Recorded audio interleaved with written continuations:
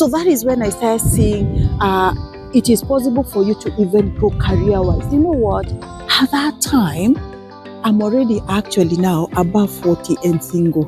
My career is growing. You know what is not growing? On the matters of marital status, marriage, nothing. But I said, this person has said is a Christian. So I threw my arm there. It was around 9:30, 10. I was going to bed at 11. It was late at night, I remember.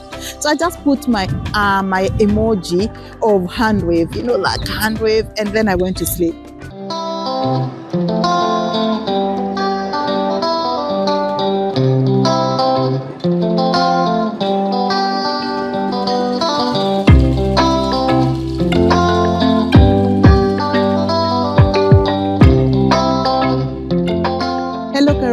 Friends, here we are, finally a requested topic, and this is how I met my husband. Some of my friends have come into my inbox. Some who know me actually has been asking about it, and yeah, this video and a couple of others that we'll be bringing after this will be basically on a mission to encourage someone. It's really not a mission to discuss about me and my husband per se. It's just for the glory of God and to encourage anyone who would be in a moment of waiting upon a marriage to take place. Because as we all know, we have a moment when we wait. So how I met my husband series is going to be conversations that we are going to be discussing about my life. As we know, karaoke moment, it's about life conversation, and we believe life is a journey, you walk in it. So we'll be discussing about this in moments of my life, his life, and we've been discussing and seeing the best way is to make it be personalized, because it's not easy for it not to be personalized, because it's an encouragement journey. It's a journey that is to give people hope and just to tell people that it happens. And since it was a more personalized, I'm going to start it from this angle, and I'm going to start from even personally who I am. My name is Carol Kioi, and I come from Kenya. And yes, I relocated to the UK. I live in the UK now. Yeah, having been in this moment of you are born, you grow up, you go to school, you start from primary school, you go to secondary school. Then after that, I went to high school. Then I joined college and university. And what I took in my college and university is nursing. I am a registered community health nurse, and in Kenya that training usually encompasses general nursing, community nursing, which includes also like some parts of public nursing, and also midwife. Those are my basic trainings in Kenya.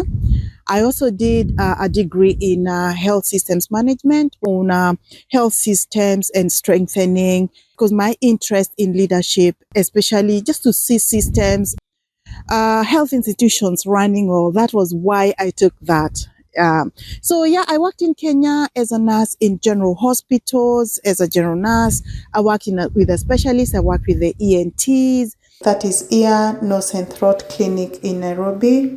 And in Kenya also, I worked with children, basically children. That is where I grew so much, because I worked there in a children medical center and an institution for vulnerable children who were in different areas and needs. They were orphans. We had some others who were just from vulnerable backgrounds. Some were HIV positive. And I grew up. And basically all this time I was single. And before relocating to UK, actually, I had worked for 23 years in Kenya, which encompasses all these experiences. So yeah, so you're growing, isn't it? You're getting your career path. I'm growing in my career. I'm doing other courses that encompasses my nursing. I reached 30 years. I'm still single. I'm still going on. Hey, I should confess, yes, I had a date at that time. I had even a long-term relationship which didn't end up in marriage. It happens. Comment. Does it happen to you? I'm the only one who gets into a relationship and doesn't get into marriage. Has it ever happened to you? Comment. Hey, have you subscribed in Karaoke Moments? If you haven't, I welcome you at this point. Kindly subscribe. Turn on your notifications so that we can be able to receive our videos every time we have our videos coming up. So I joined this organization, as I said, that is a children institution. Is the one that I grew quite. And it's the one that even at 30 years, I became a deputy nursing manager. I continued working in that organization, which was in the city of Nairobi. And then there was a need to grow in outskirts of Nairobi. So we started, Kenya is a country that is governed by counties. So we have like 47 counties. So that organization felt a need to start having other branches in other counties in the country of Kenya. So I became one of the pioneers who was helping to start off those organizations. And that is when I saw the need, because at that time I'm growing. I am single, but I'm growing, I'm leading people, and I became the national coordinator. So I had to grow with it. You know, you're very young, you're single, you're leading people who are even married with children. But one thing is, in leadership, I've never felt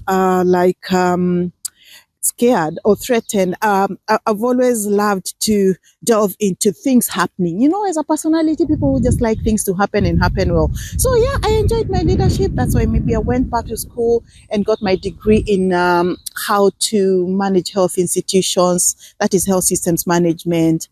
Yeah, so I became the national coordinator of my organization back in Kenya, and I started planting a few other satellite branches in a few other counties in Kenya.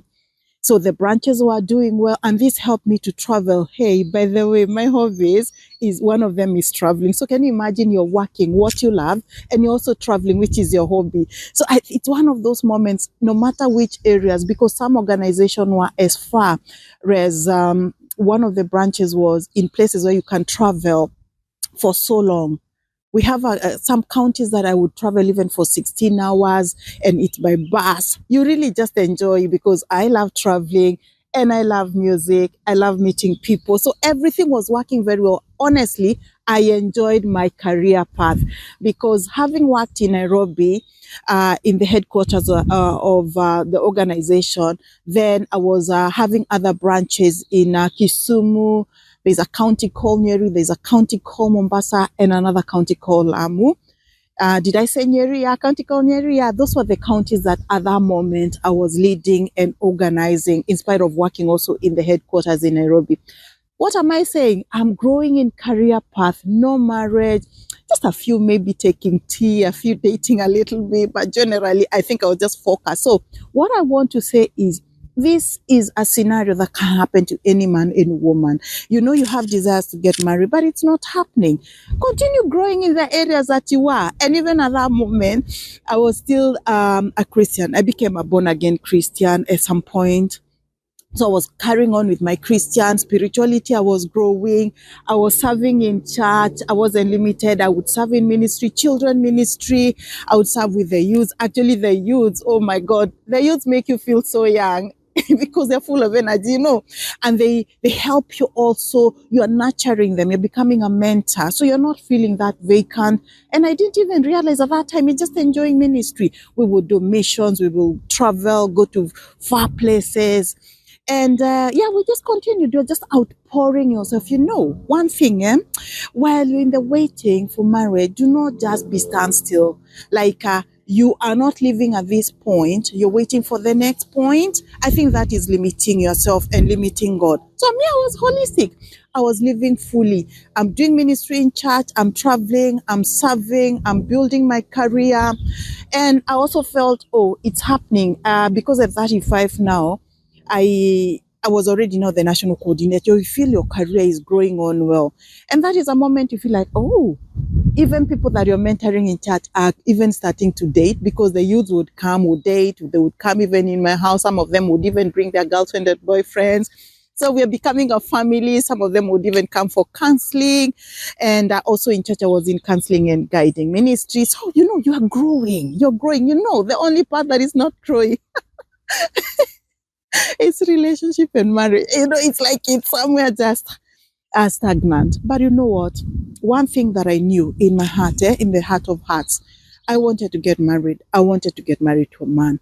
And I knew, as I am praying, I was praying for a man who will also be a believer. I knew in my heart, I didn't want to even think I can date someone who is not having the same faith. I didn't want to unequally yoke myself. That one was a done deal. So you see, you're moving on, you're praying, you know what type of a mate you have. Some people, we would even go for a date. Hey, I even dated a man that we went on for a date for only one coffee date, and nothing happened because it was wrong. I knew from the word go. So what I'm saying is, it's not that you're cocooned. Your life is moving on. You're moving on. What is yours, you know it is yours. What is not, you bless the person and you say, you know what, God, this is not mine. And you bless them. I've never imagined of just even being bitter. If you've been in a relationship, it's not working, bless each other. Let everybody go and find their mate and you continue this journey. Hey, life is a journey. You walk in it. So I'm encouraging someone who is waiting, just continue carrying forward. And even when it came to a time when I felt I needed to acquire some assets, I knew I was limited, especially on parts of our finances. So I got a friend. This friend, we went to school together. He's married. I know his family. I know his wife. And he became my shoulder to lean on when I wanted to acquire maybe even a piece of land. I would call him. We would go and help me, maybe just to bargain or get to know a good position. I known to the wife, you know, some of these things. And I tell single people, you don't have to feel limited. Because if you know you're working right and your relationship are right, you don't need to suspect yourself. You can also have a man friend. This man friend should be open, known by your friends, because he's not even at home, known by the wife. So there's nothing you're hiding. And this helps you to walk right. Because also it's very important when you're single. Are you living as a single? How are you walking? Can people feel secure in your presence? Can other married women also feel secure in your presence as a single lady? As a single man, how are you carrying yourself in the presence of other women? Do people see you as a joker man? Do people have a testimony and say, oh, this man is standing straight, he never flats, we can trust him? Are you known by the husband of those women who hang around you? Maybe it's in the office or in ministry, because that helps. And I feel that helped me to feel I'm working right. I don't need even to suspend myself. I have friends who are married, known to their wives, some even not known. But there was mutual respect and understanding because of the way you carry yourself. So as a single person, sometimes you don't have to really complain, oh, I don't know, I'm only being attracted to only married men. You don't. You can also stand straight and they will respect you. How you're carrying yourself at times is how you will be also seen. Because as we say, how you dress yourself is how you'll be addressed. So it is possible. So I've built my career. I'm continuing on. Fast forward.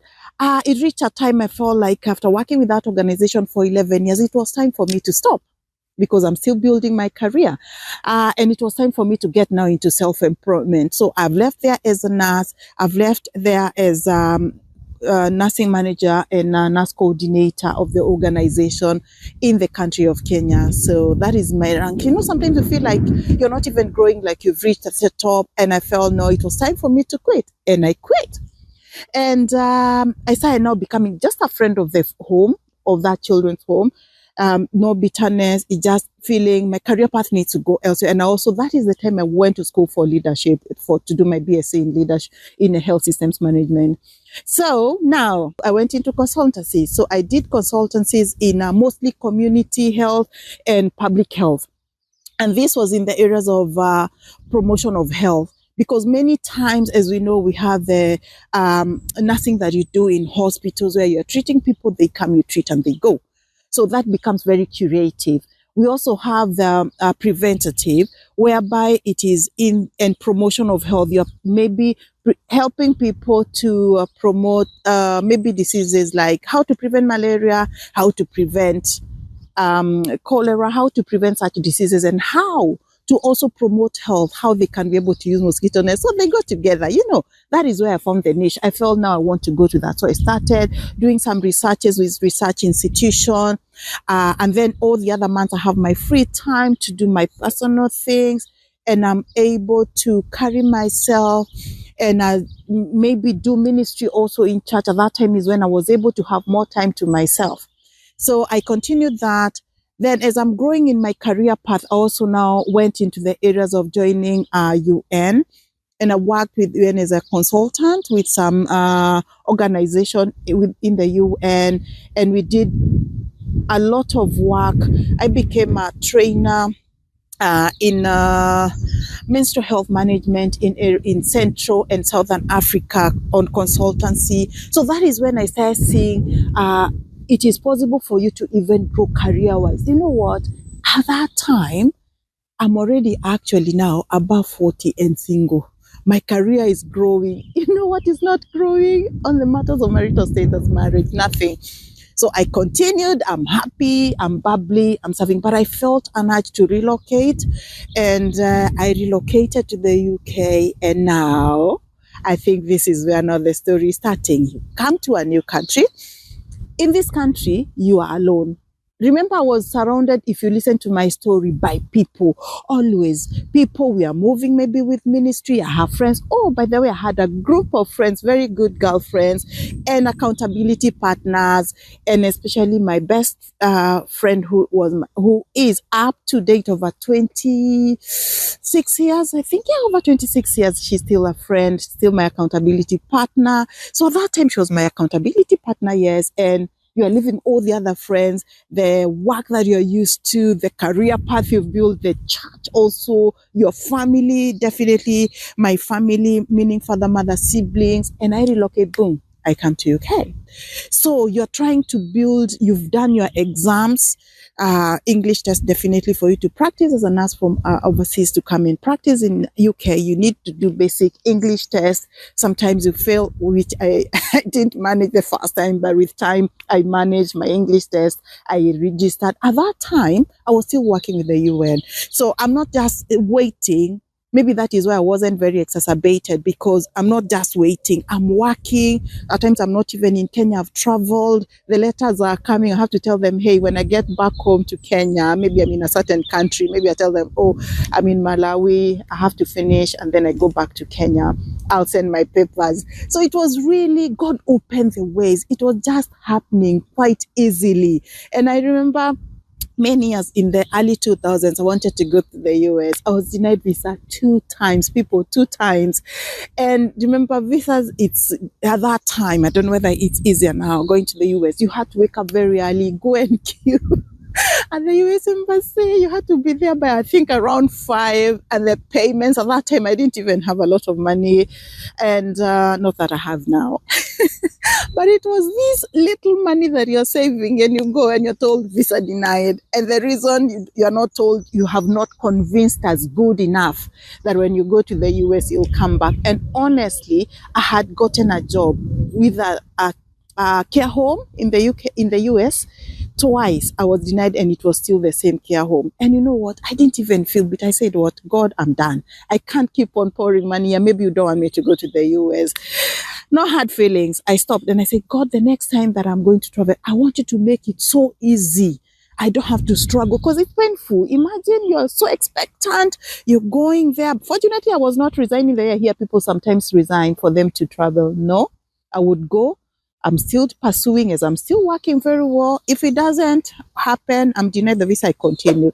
So I told God, God, the next time when I have to travel, I want you to make everything beautiful, and I want it to be new. And it's true. My first traveling was official, and all the other officials, some visas are just worked for me, and I just get my passport back with it. Anyway, so this time as well, my relocation to UK, I did registration. I got an agency that was real. Because also you need to know there are some that at times they scam people. It was real. Connected me. I got a job. I came here right away to come to work as a nurse. I relocated to UK.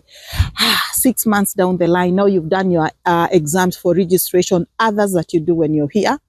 And I passed, you know, and so the journey continues. After 1 year, I started feeling, I went home after 1 year for holiday.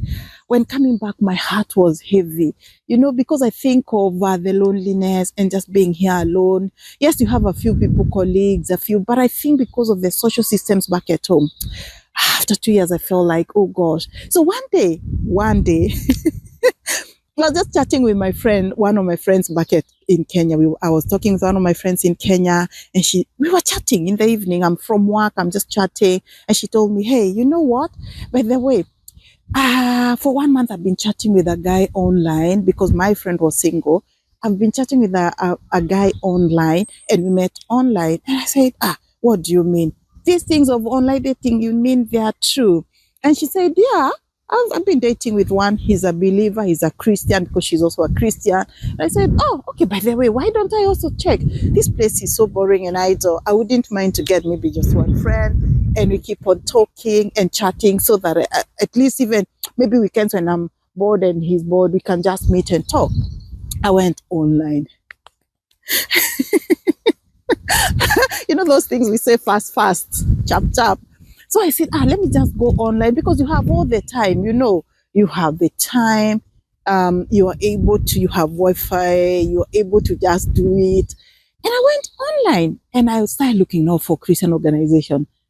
And the Christian online organization or groups that I found, I just looked at one and I thought, oh, okay. I had two, but I said, oh, let me click on this one, which seems like it's a good one. And I clicked on it and I decided, let me join. Fortunately, when I looked at it, it looked like even from the profile, you needed to pay for money for you to become a member, and you needed to register. And the profiling part is what I like most. The profiling was very detailed. I thought this was good. By the time you're meeting that person, then it means you'll feel like you know them, because this was the profiling, if I can remember all the details. So you give your full name, you give your age, you give also the age that you're interested to meet, like an age category between what age and what age gap for the person that you're planning to meet. You're also asked of your sex yourself, whether male or female, which is becoming important in life from where we are at currently and nowadays. You're also asked, whom would you like to meet? Also, is it a male or a female? And you're asked the age group that you want. It's becoming also very important. So I wrote, definitely I want a male. I wrote my age. Where do you come from? Where do you live? So in the UK, definitely I said I live in England, because it gives you specifics. And then you're even asked, are you limited to maybe where you want to meet the person? I said no. But also you're asked, what race would you like? Personally, I said black. I felt I'm more attracted to black men, so I said black. Anyway, you know how I look at it. You've been given an option to do it. Why not do it? Because it's profiling. And sometimes you're doing it, you're like, okay, my intention, even when I was there, I knew I just wanted a friend just to be talking with and talking. But if it leads to a relationship, fine. You continue with your profiling. Then there's also what kind of a friendship do you want? And I said friendship with long-term intentions, with possibility of marriage. So I checked, it's check boxes. So I checked that box. I said, yeah, okay, why not? I'm single. I haven't dated. Actually, at that time, I had not dated for 12 years. So I said, okay, I feel ready. Why not just check yes? Check the checkbox of friendship, which can lead into marriage. Then the next questions they are even asking now about, do you have children? I said no. What categories of men would you like? Definitely I've said the race is black. So the next category was single. I said yes. Divorcee, no. Separatee, no. Widower, I said yes. And there's also the widow. And for me, what I did was the single and widowed. Then it gives you also the category for children. I've said I don't have. Then you ask the person you want to meet with children or without. For me, I didn't mind. And I think because of working with children for so long, and being surrounded by children, my friends, and even then they come for sleepover in my house, and youth coming to my house for sleepover. Sometimes even they would come for fellowships, a whole group of 20 and I've always worked around children and youths. So I'm very maternally instinct. That is something, even as a single person, you need to ask yourself. Yes, you do not have children yourself. Are you inclined? Do you have maternal instincts? Do you love children? I met a lady who told me she's single. Even a child crying, she can't stand it. And she knows she doesn't want to have children. Well, I respect people. For me, it didn't happen at that time, but I knew I just loved. And I was just, even my friends, when their house girls just maybe, the way you can wake up and a house girl tells you, I'm leaving. I would go stand in for their children. We stay with them or bring them to my house. Such. So I knew internally, I was very maternally instincted. So yeah, I said, yeah, with children, I want a single man, widower, with or without children. Okay, I checked that. So as we were continuing, so I checked, and I think that's the profile. I submitted, I paid for the money, and we waited. Hey, the first 2 days or so, gosh, 48 hours, it was, my inbox was buzzing. People are just coming, even against what I had. And I was like, why are people not reading, or are they not serious? I said I don't want divorcee. I said I don't want a single person. I said I don't want this age. Sometimes even someone of, 70 years. Sometimes I would even be hit by a man of 30 years, and at that time I'm about 40, 28, all that. And I would say, no, check my profile again. So now, after that, there's even someone who was saying, oh, you can try me from this race. I said, because it's a matter of choice and attraction. Just check my profile, my what I want. So anyway, after the 48 hours, on the 72 hours on the third day, so I check on my profile, because I'm also checking as they're coming in from externally. I'm also checking who I think I like. I would also, because how you do is, for you can put a hi or talk, or just put a hand to wave. Those icons. So I just put a hand and wave on this man, because I looked at his profile. The age was the age category that I wanted. Was a widower, had 3 children, was living in UK, because personally, I didn't feel like I wanted anyone who is not living in UK. I wanted someone, because of its social, to me, one of the needs is to socialize. So I didn't want someone who is very far that we can't meet. So was living in the UK. Now he was Nigerian. Okay, he's not even from East Africa. And one thing, even as I was growing, when I look myself, even at home, I've never been limited by a tribe. That is something that I knew. Region-wise, I knew I just wanted an Africa. But now, I think there's this stereotype of Nigerian men, or maybe the ones that you hear and read about. I was like, oh my God, will I manage my personality, their personality, and all the stereotypes? Maybe you'll be scammed. Maybe they are rough people. But I said, this person has said he's a Christian. So I threw my arm there. It was around 9:30, 10. I was going to bed at 11. It was late at night, I remember. So I just put my emoji of hand wave, like hand wave, and then I went to sleep. I didn't even check on my phone the next day, because I was working until in the evening. Then when I went to the app now to check on my messages, because you don't share your phone number, isn't it? You can't share with strangers. So they come through app for you to start your discussion. After that, you can give your numbers. So this man was in my inbox, and he's talking about, oh, I've been looking for you. So there were several messages. So, when I showered 8 and I went to my phone around 10 in the evening, I just said, oh, I'm sorry. I've been offline. I've been working. So I asked straight on, are you, what your marito says? He said he's single and a widower. I said, are you, is your wife dead? I think because there was just many people saying they are separate, they are single, and yet they are separated. One who had told me was a widower, but the wife, I don't know, was saying the wife stays far, doesn't know. So because of that, you are dealing with so many people and it's online, you don't know them. So I said, oh, okay. And so tell me about your wife. He said, yeah, I'm a widower and I have 3 children. I said, okay. He said, please give me your number. So at that point I said, okay. I just gave him his number. And I remember he said, oh, I want to call you now. We started talking that same day.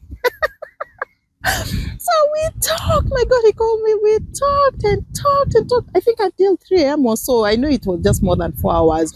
And we also did a video the same day. We went on, and I remember when we started, just asked me, what kind of relationship are you looking for? And I said, I'm looking for a friend. And if it goes into marriage, I don't mind. He said, okay, I want to marry you. I want you to be my wife. Can you imagine this someone you're meeting on that day? Sometimes even we have fake people online, and I'm like, where is he getting all this content? I say, we karaoke now, a Nigerian man is here with you. I tried to run around and say, no, no, no, we will talk. We will see how it goes. He said, no, no, no. I want you to be my wife and I'm going to marry. And I said, can't you even tell me you want me to be a girlfriend? Say, no, I don't want a girlfriend. I'm not looking for a girlfriend. I'm looking for a wife. I said, yeah, we have to start. He declined, but I said, okay, personally, I have to know you for me to use such strong statements. And this man is called Victor Uchenna and he's my husband. So that is the man I'm talking about. And that is how we met. We met virtually and we are going to see. Now we have met. We have made our 4 hours video. And then next, subscribe. Subscribe in Karaoke Moments. This channel, we discuss about life conversations. It's raw, it's conversational, it's to encourage, to motivate, to be able to inspire someone because life is a journey, you walk in it. You know what? If you die empty. Some of these testimonies, they might be for only one person who you become a blessing to. You don't have to be world to be a world to everyone, but you can be a world to one person by encouraging them and motivating them. Subscribe, like our videos, please comment, continue sharing them and turn on your notification because we are seeing you around in the next video. God bless. Thank you.